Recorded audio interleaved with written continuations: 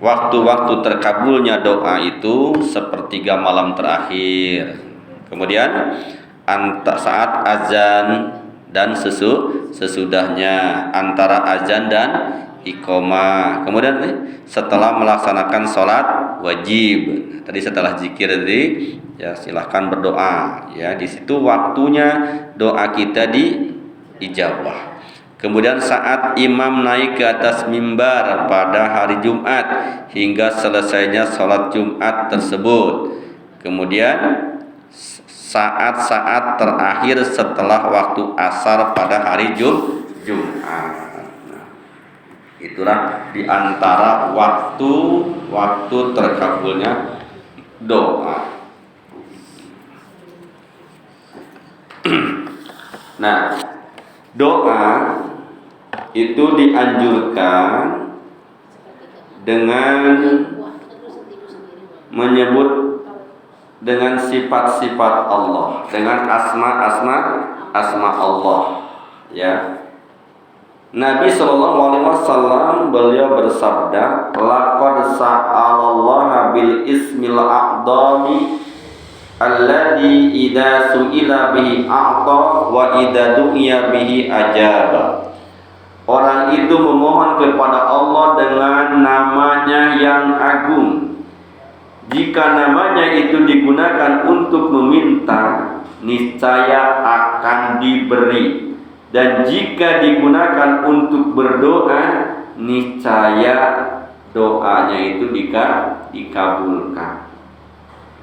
Disebutkan dalam lafaz yang lain, laqad sa'altallaha bismil a'dami. Engkau meminta kepada Allah dengan menggunakan namanya yang teragung. Masih di dalam As-Sunan dan Sahih Ibnu Hibban dari Anas bin Malik, ia duduk bersama Rasulullah SAW.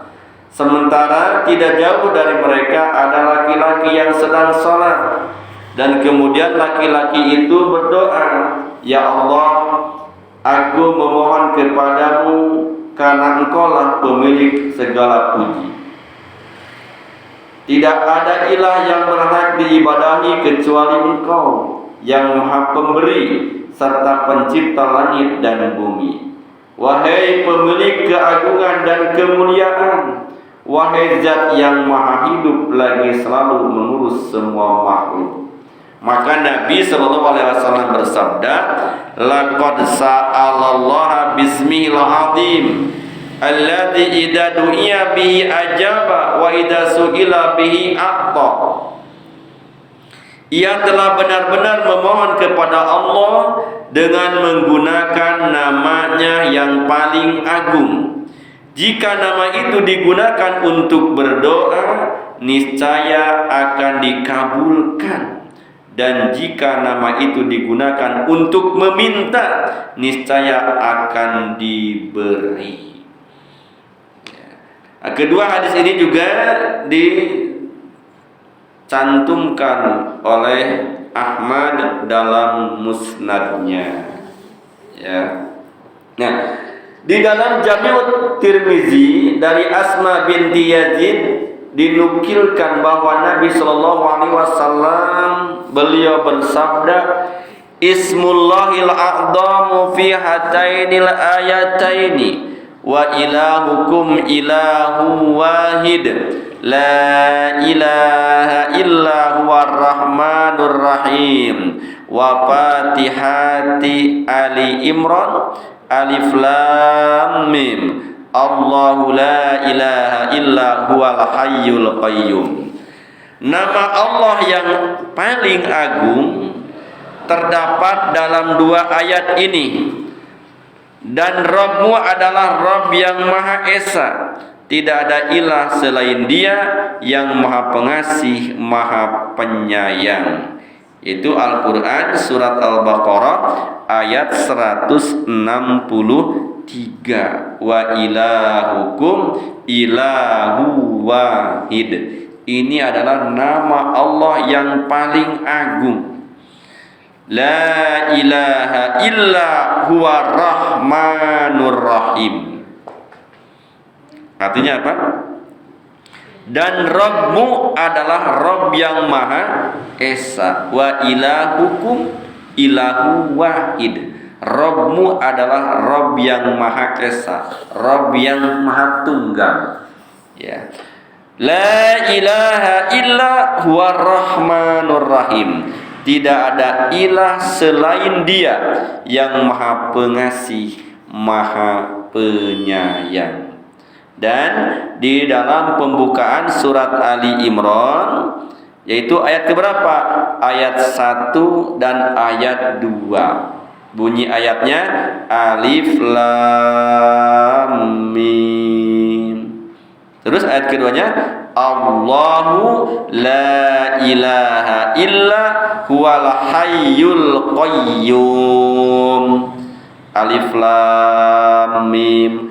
Allah, tidak ada ilah selain Dia, tidak ada Tuhan selain Allah. Dia yang Maha Hidup. Terus yang terus menerus mengurus makhluknya. Illa huwa al-hayyul qayyum. Tidak ada ilah kecuali Allah, ya. Dia yang Maha Hidup dan terus menerus mengurus makhluknya. Inilah salah satu nama Allah yang paling agung, nama Allah yang paling mulia, ya, tercantum di dalam Quran surat Al-Baqarah ayat 163 dan surat Ali Imran ayat 1 dan ayat 2. At-Tirmidzi berkomentar status hadis ini hasan sahih. Ya.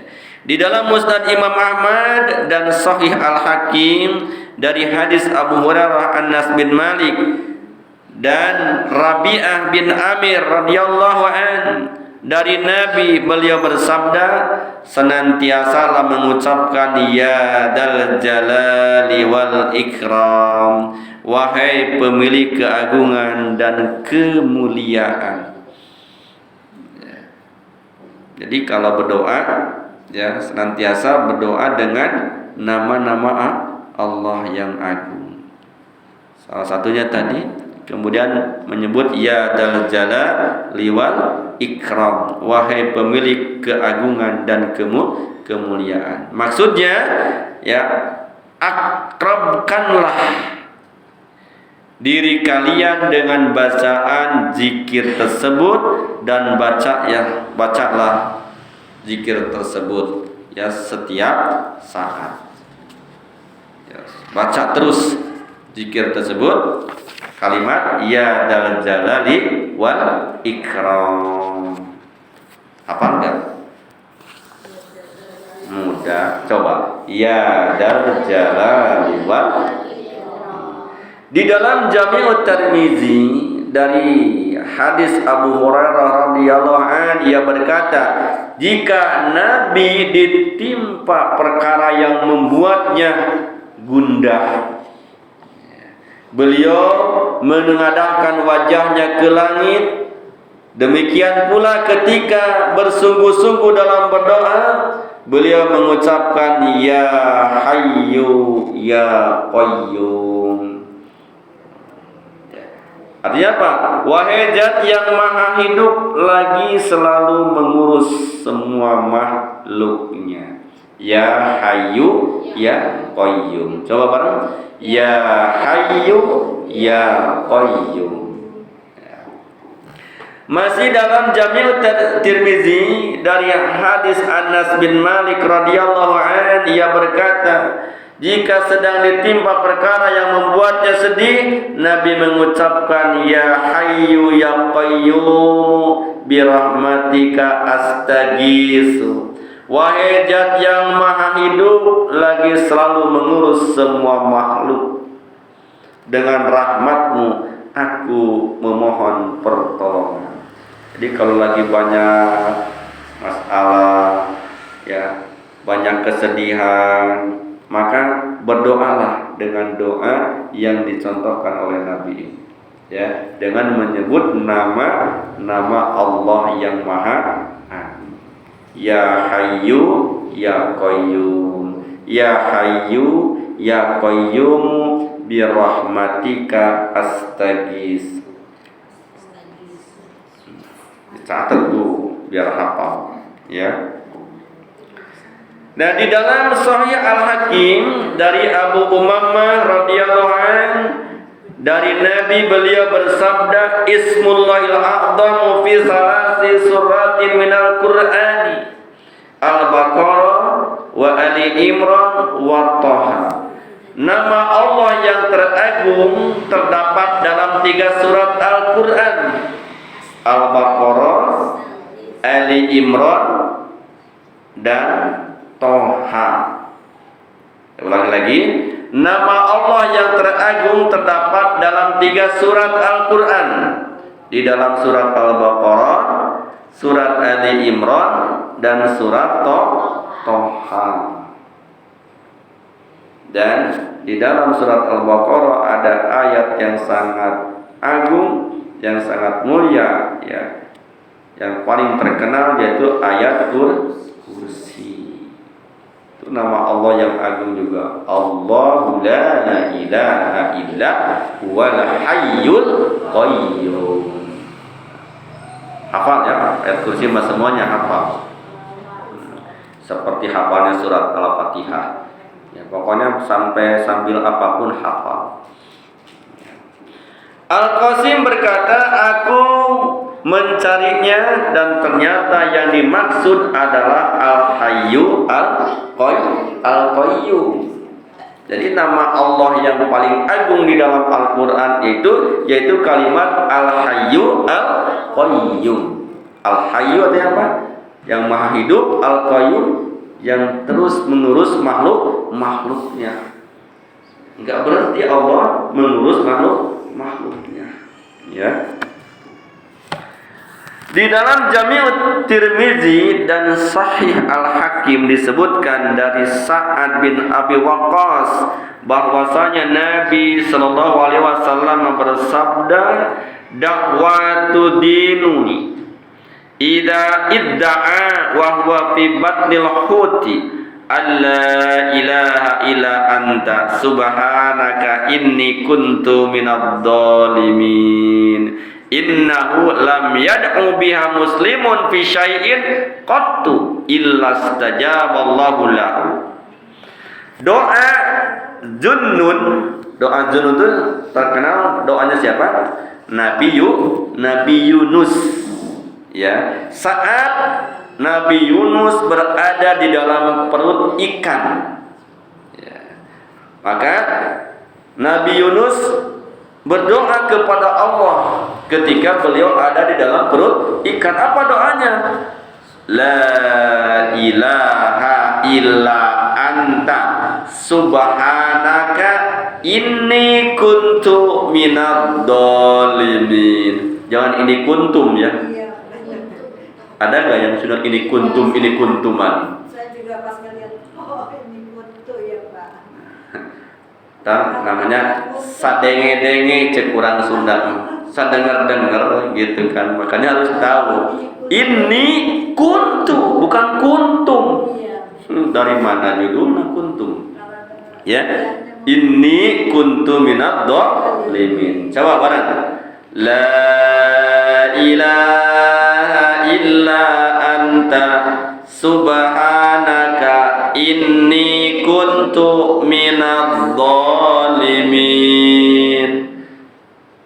Ini teh doanya Nabi Yunus ketika ada di dalam perut ikan. Artinya apa? Tidak ada ilah selain Engkau. Mungkin ada yang dengar gitu, saya ini jadi enggak dengar lagi sekarang ini kuntuman. Saya juga pas ngeliat kok kuntu bukan kuntum. Yang salah harus dibenerin. Kalau enggak terus menerus entar didengar lagi sama anak kecil terus gitu kan. Ayo ini kuntum. Ya. Makanya pentingnya belajar tuh di situ, Bu. Ya, harus dengan ilmu beribadah itu. Jangan sedengar-dengarnya. Inilah pentingnya kita belajar. Nah, jadi tidak ada ilah selain Engkau, Maha suci Engkau. Sungguh aku termasuk orang-orang yang zalim. Quran surat Al-Anbiya ayat 87. Sungguh tidaklah orang muslim berdoa dengannya dalam urusan apapun, melainkan Allah akan mengabulkan doanya. Tuh, jadi Bu Yono, kalau kita lagi banyak masalah, lagi banyak gundah gulana, bacalah doa ini. Ya, hafal? Coba ulang lagi. La ilaha illa anta subhanaka inni kuntu minadh dhalimin. Awas jangan kuntum ya. Ketawain orang. At-Tirmidzi berkata hadis ini sahih, ya. Disebutkan juga dalam Al-Mustadrak karya Al-Hakim dari Sa'ad dari Nabi, beliau bersabda, ala ukhbirukum bisyai'in idza najala birajulin amrun muhimmun fada'a bihi yufaridillahu anhu. Maukah kalian kuberitahukan sesuatu yang jika seseorang ditimpa suatu urusan yang menggelisahkan, lalu ia berdoa dengannya, maka Allah akan memberinya jalan keluar. Yang beliau maksud adalah doa Zunnun, doanya Nabi Yunus. Udah berapa tuh tadi doa? Udah dicatat? Nanti diringkas aja Pak, diketik lagi, difotokopi lagi ya. Ya nggak apa-apa, nanti saya ketikin, saya fotokopiin. Tapi jangan buat bungkus cabai. Iya, dibaca, dihafalkan, kan lumayan jadi ilmu. Saya dapat pahala, ibu juga dapat pahala. Kalau sudah di makam itu kalau orang baca Al-Quran ya, walau nasa'u apa walau nasa'u sih Pak? Walau nasa'u al-amad itu ya Pak? Iya. Kan orang kan sudah baca walau nasa'u, terus saya dengerin aja, terus mau bilangin boleh nggak tuh Pak? Kalau ibu berani bilangin aja. Iya. Terus dilihatkan ininya, harokat ini, gitu kan. Ya kan ziarah Pak, ziarah gitu. Jadi kok ya kedengaran yang juga. Ibu bawa buktinya. Kalau benar itu bawa buktinya. Ini bacanya seperti ini. Ini monggo lihat harokatnya, lihat harokatnya. Iya, jangan dibiarkan. Ya, orang salah jangan dibiarkan. Ya.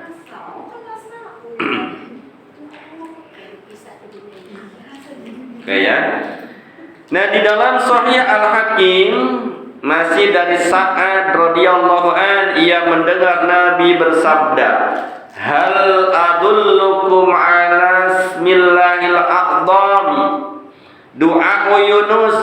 Qala rajulun ya Rasulullah hal kana li Yunus khassatan. Qala ala tasma'u qawlahu ta'ala fastajabna lahu wa najjaynahu minal gham wa kadzalika nunjil mu'minina fa ayyuma muslimin da'a biha fi maradihi arba'ina maratan famata fi maradihi dzalika utiya ajra syahidin wa in bara'a maghfuran lahu. Maukah kalian aku tunjukkan nama Allah yang paling agung? Itulah doa Yunus. Salah seorang bertanya, apakah doa ini khusus untuk Yunus? Nabi sallallahu alaihi wasallam menjawab, "Tidakkah engkau mendengar firman Allah? Maka kami kabulkan doanya dan kami selamatkan dia dari kedukaan, dan demikianlah kami menyelamatkan orang-orang yang beriman."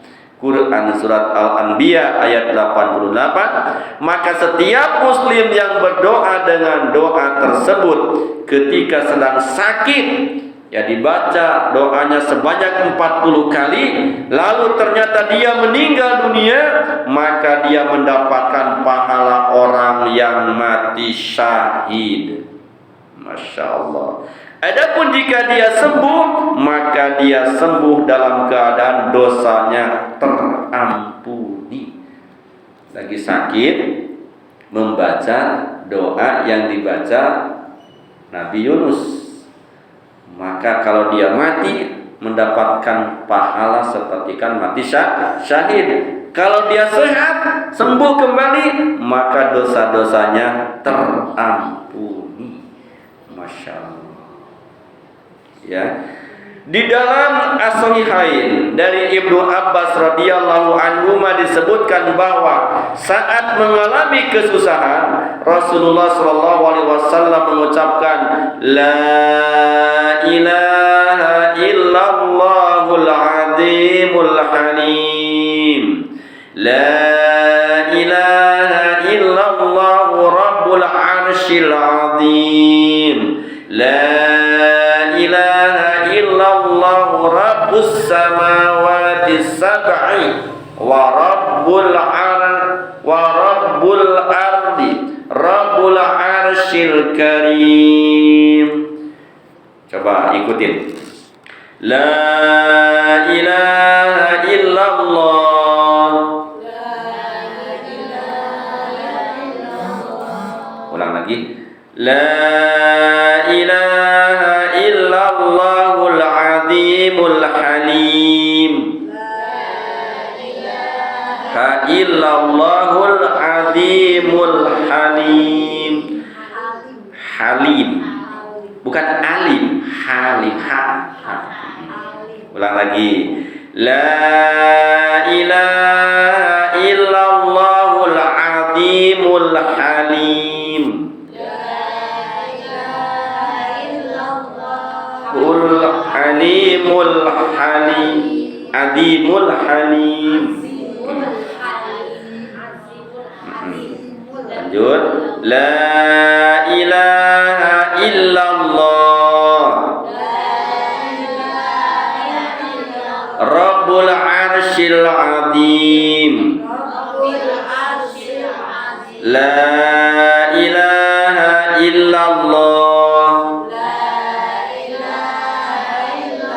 rabbus samawati sab'i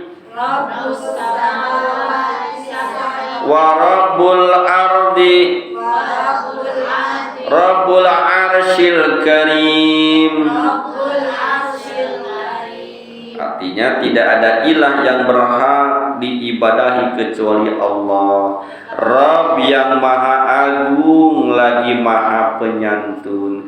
Tidak ada ilah yang berhak diibadahi kecuali Allah, Rabb arsy yang agung. Tidak ada ilah yang berhak diibadahi kecuali Allah, Rabb langit yang 7, Rabb bumi, serta Rabb arsy yang mulia. Masya Allah, ya. Hafal apa enggak? Insya Allah enggak hafal. Insya Allah belum hafal. Nanti insya Allah minggu besok saya rangkum ya. Di dalam Al-Musnad karya Imam Ahmad dari Ali bin Abu Thalib, ia berkata, Rasulullah mengajarkan kepadaku untuk mengucapkan doa ketika ditimpa musibah. Nih Bu, ketika ditimpa musibah ada lagi doanya. La ilaha illallahul halimul karim. Ya. illallahul halimul karim. Karim. Subhanallah wa tabarakallah Rabbul arsyil azim walhamdulillahi rabbil alamin.